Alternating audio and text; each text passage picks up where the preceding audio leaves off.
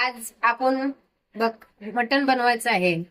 मटण साठी साहित्य लागणार आहे पुदिना, अद्रक, ओलं खोबरं, थोडेसे हिरव्या मिरच्या आणि कोथिंबीर।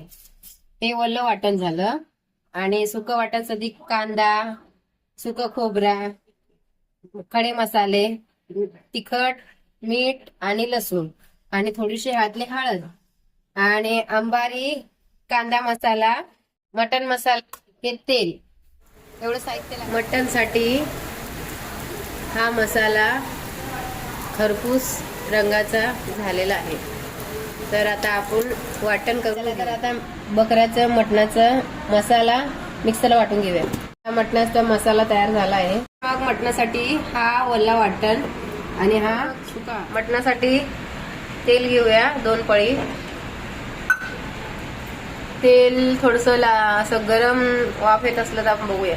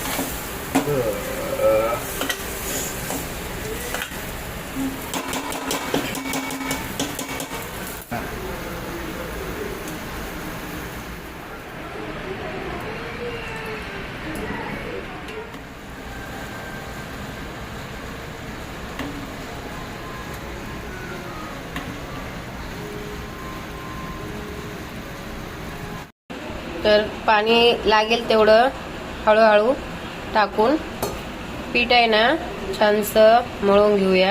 एकदम छान फुलले पाहिजे भाकरीला चव आली पाहिजे।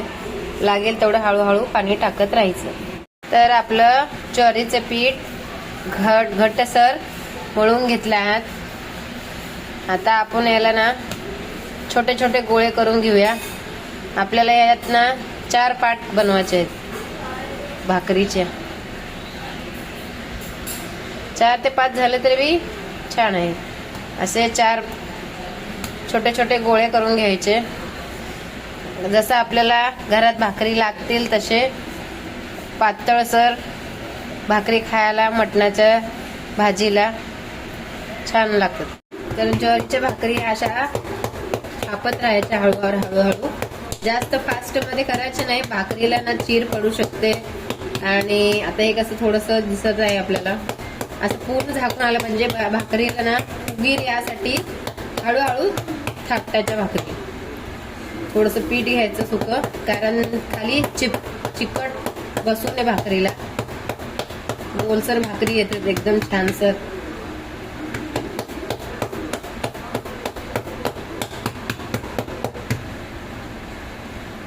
आता ही भाकर आहे ना,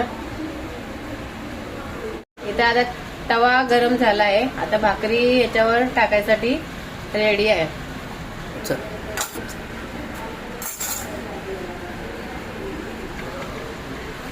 हळूवार तव्यावर हळूच ठेवायचं, भाकर कुठे तुटणार नाही। आणि हलक्या हाताने पाणी लावायचं म्हणजे भाकरीला ना असं कुठे तुटणार नाही की उचलायच्या वेळेस त्रास नाही होणार।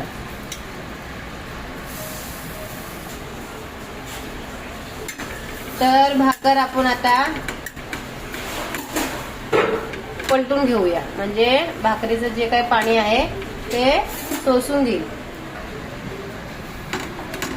भाकरीला ना आता थोडंसं भाजली आहे का बघून घेऊया, अजून थोडं बाकी आहे।